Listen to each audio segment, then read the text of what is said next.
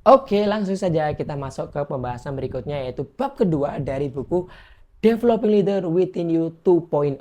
Nah, buat teman-teman yang di hari ini ingin menjadi seorang pemimpin, ini buku yang wajib banget buat dibaca. Kalau menurutku ya, karena bagus banget.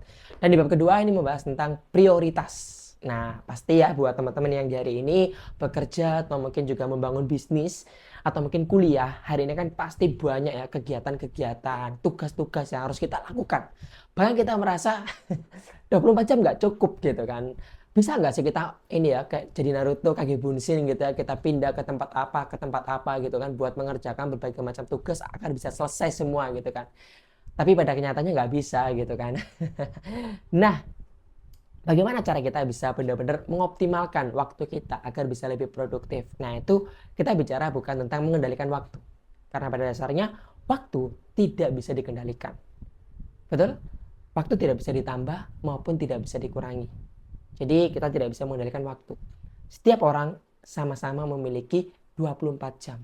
Entah itu orang yang kaya sekalipun maupun orang yang biasa-biasa aja. Mereka pun ya sama, punya 24 jam aja. Nah pertanyaannya kenapa kok ada orang kaya bisa mendapatkan hasil yang lebih optimal?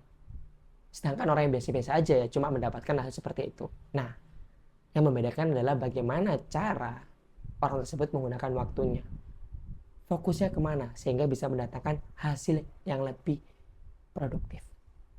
Nah, di buku ini dijelaskan sangat bagus banget ya cara-caranya agar kita bisa mendapatkan hasil optimal dalam kita membangun bisnis, merintis karir, atau pada saat kita di perkuliahan. Oke, caranya gimana? Yang pertama, satu, jadilah pribadi yang proaktif, bukan reaktif. Proaktif ini artinya apa? Kita jemput bola, jangan reaktif, kita nunggu bola. Sederhananya, proaktif ini kita selalu berpikir mempersiapkan, memplanningkan. Kita selalu berpikir untuk efektivitas. Nah, sedangkan reaktif mereka cenderung memperbaiki, terus juga lebih ke arah ke ini ya, efisiensi gitu kan. Evaluasi berkali-kali gitu kan. Mereka nunggu ada problem dulu baru mereka memperbaiki A, B, C, D, E, F, G gitu kan.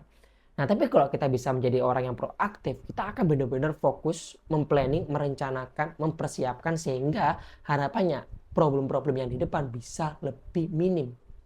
Seperti itu. Sehingga kita bisa lebih mantap. Jadi, proaktif berbicara tentang efektivitas. Bagaimana caranya agar efektif sehingga bisa dapat hasil yang lebih oke, bukan mengefisiensi. Seperti itu, oke? Nah, pertanyaannya bagaimana cara menjadi pemimpin yang proaktif? Pertama, teman-teman bisa gunakan metric as an hour. Nah, yaitu ini ya, mungkin teman-teman di sini udah ada yang pernah tahu nih. Oke, aku bahas secara sekilas. Yang pertama, utamakan terlebih dahulu kegiatan-kegiatan tugas-tugas yang sifatnya ini secara prioritas pertama penting dan mendesak. Lakukan segera. Hanya Anda yang harus melakukan gitu kan bersama dengan tim Anda sesegera mungkin, segera dieksekusi. Kedua, yaitu penting tapi tidak mendesak. Kalau terjadi seperti ini, saran saya yaitu jadwalkan, planningkan, mau kapan gitu kan. Atau bahkan jadikan itu sebagai rutinitas Anda. Masukkan di jadwal tiap hari Anda. Contoh misalkan kalau ditanya, bertemu penting nggak buat memimpin untuk baca buku, menonton podcast, kita belajar ikut webinar, penting. Tapi apa? Tidak mendesak. Nah ini bisa kita jadwalkan, entah itu kita malam sebelum tidur, atau mungkin pagi hari sebelum kita berangkat bekerja, sebelum kita beraktivitas, kita baca buku dulu. Nah diplanningkan, dijadwalkan. Seperti itu. Ketiga yaitu mendesak tapi tidak penting. Nah, mendesak tidak penting ini delegasikan. Carilah orang yang kompeten dalam mengerjakan tugas tersebut. Keempat, yaitu tidak penting dan tidak mendesak. Jangan dilakukan. Skip gitu kan. Nah, jadi dengan kita mengatur semuanya berdasarkan prioritas, kita tahu nih mana yang harus kita fokuskan terlebih dahulu. Nah, itu yang pertama. Nah, tips kedua yaitu gunakan prinsip Pareto atau hukum Pareto yang dimana hukum 80-20. Cek kerjaan apa yang kalau teman-teman lakukan dengan effort 20% tapi bisa mendatangkan hasil 80%. Nah, fokuskan ke sana. Fokuskan benar-benar. Nah, itu bisa membuat kita lebih produktif dan bisa mendapatkan hasil yang lebih optimal. Kayak gitu. Berikutnya, misalkan dalam kita membangun tim. Carilah orang-orang yang kalau kita bersama dengan dia, ya kita ini ya melakukan kegiatan 20% tapi bisa mendatangkan hasil 80%. Jadi kalau teman-teman lihat di hari ini kenapa di perusahaan-perusahaan direkturnya, pemimpinnya itu kan mereka selalu punya ini ya, ring satunya mereka yang dimana jumlahnya nggak banyak orang kayak gitu, cuma mungkin berapa orang gitu kan, nggak banyak, mungkin 20% dari 100% gitu kan, tapi bisa mendatangkan hasil yang lebih optimal kayak gitu. Jadi gunakan prinsip Pareto untuk mengetahui mana yang benar-benar bisa menghasilkan. Nah, ketiga yaitu luangkan waktu senggang. Carilah waktu senggang.